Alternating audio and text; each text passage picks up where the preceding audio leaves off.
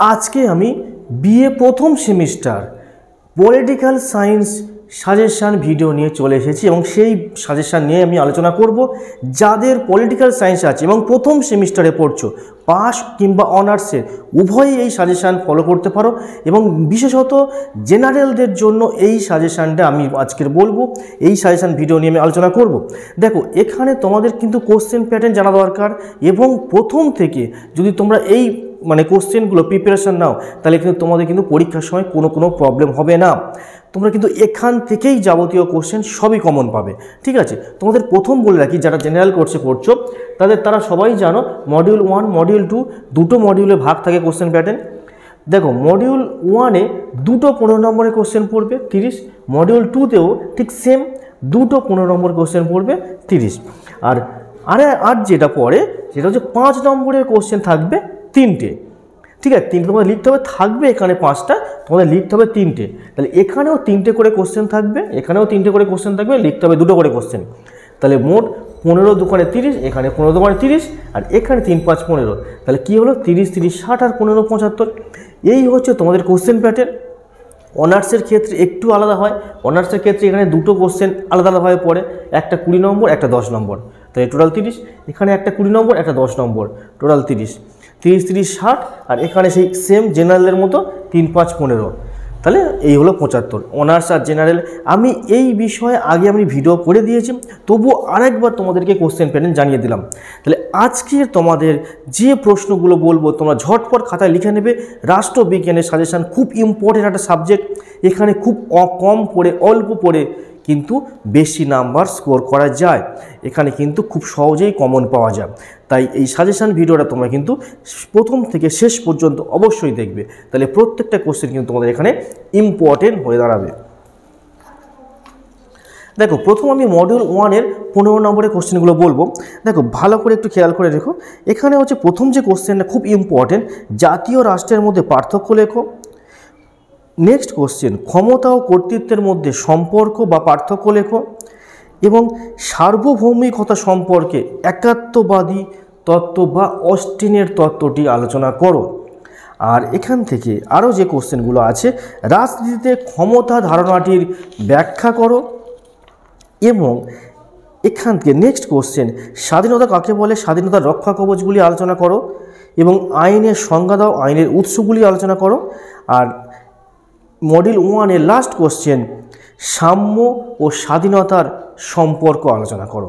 তাহলে এই মাত্র গুটি কয়েক কোশ্চেন, ভালো করে তোমরা এই কোশ্চেনগুলো প্রিপারেশান নেবে। এখান থেকে কিন্তু সমস্ত কোশ্চেন তোমরা কমন পেয়ে যাবে। এবার মডিউল 2-এর যে বড় কোশ্চেনগুলো আমি আলোচনা করব, 15 নম্বরের কোশ্চেন। এগুলো দেখো, এই কোশ্চেনগুলো অনার্সের ক্ষেত্রে তোমরা একটু বড় করে পড়বে, তোমাদের 20 নম্বরে যেহেতু পড়ে তাই তোমাদেরও কোনো অসুবিধা হবে না। এই কোশ্চেনগুলো তোমাদেরও অনেক কমন পড়বে। দেখো, মডিউল 2-এর প্রথম কোশ্চেন, ন্যায় বলতে কী বোঝো, জন রলসের ন্যায় তত্ত্বটি আলোচনা করো। নেক্সট কোশ্চেন, স্বাভাবিক অধিকারের তত্ত্বটি আলোচনা করো। পরে কোশ্চেন, ডেভিড হেল্ডের গণতন্ত্র সম্পর্কে লেখো এবং পরের কোশ্চেন, নাগরিকতা হলো রাজনৈতিক ও আইনগত ধারণা আলোচনা করো।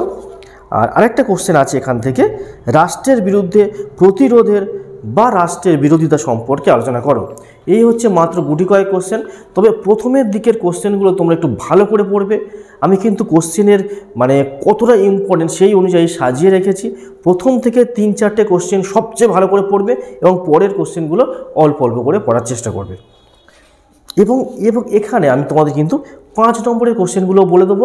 মডিউল 1-এর 5 নম্বরের কোশ্চেনগুলো আমি বলছি, ভালো করে খেয়াল করো। রাজনীতিতে ক্ষমতার ধারণা করো। আচ্ছা, এই প্রসঙ্গে একটা কথা বলে রাখি, এখানে কিন্তু কি হয়, রাষ্ট্রবিজ্ঞান বা ইতিহাসের ক্ষেত্রে বড় কোশ্চেনগুলো না অনেক সময় ছোট কোশ্চেনও দিয়ে দেয়। ঠিক আছে, এই বড় কোশ্চেন তুমি যেটা পড়ছো, তোমরা মনে করো তুমি বড় কোশ্চেন 10টা পড়ছো, এই 10টা কোশ্চেনের মধ্যে 5টা কোশ্চেন হয়তো তুমি 15 নম্বরের কোশ্চেনের মধ্যে থাকলো এবং সেখান থেকেও আবার তুমি কিন্তু ওই বড় কোশ্চেন ভেঙে ছোট করে 5 নম্বরেও দিয়ে দেয়। তাই তুমি যদি একবারই পড়ে নাও তাহলে আর দ্বিতীয়বার কিন্তু 5 নম্বরের জন্য আলাদা করে তোমাকে পড়তে লাগবে না। আশা করি আমি বোঝাতে পারলাম তোমাদেরকে। এখান থেকে আরও নেক্সট কোশ্চেনগুলো, কর্তৃত্বের প্রকারভেদ ও উৎসগুলি আলোচনা করো এবং ক্ষমতা ও কর্তৃত্বের সম্পর্ক বা পার্থক্য আলোচনা করো।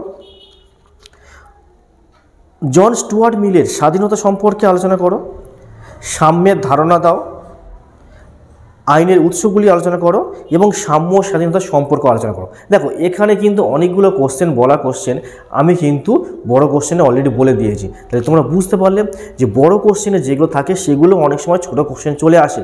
তাই 5 নম্বরে করলে আমি 5 নম্বরের মতো ছোটো করে লিখবো, বড় কোশ্চেনে পড়লে আমি বড় করে লিখবো ওটা। তাই সেই কারণে তোমাদের একটু বড় করে পড়ে রাখা উচিত। এবারে মডিউল 2 থেকে যে কোশ্চেনগুলো আসবে, স্বাভাবিক অধিকার সম্পর্কে আলোচনা করো, সংরক্ষণমূলক গণতন্ত্র সম্পর্কে আলোচনা করো,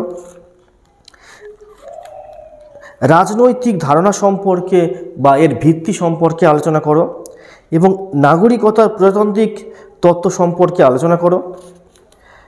এবং এখান থেকে যে লাস্ট কোশ্চেনটা বলবো সেটা হচ্ছে উন্নয়নমূলক বা বিকাশ শিল্প গণতন্ত্র সম্পর্কে আলোচনা করো। এই মাত্র কয়েকটা কোশ্চেন, এইগুলো একটু ভালো করে পড়বে, তোমাদের কিন্তু আর কোনো টেনশান থাকবে না। ঠিক আছে, আজকের ভিডিওটা এই পর্যন্ত, দেখা হচ্ছে নেক্সট ভিডিওতে। ততক্ষণ সবাই ভালো থাকবে।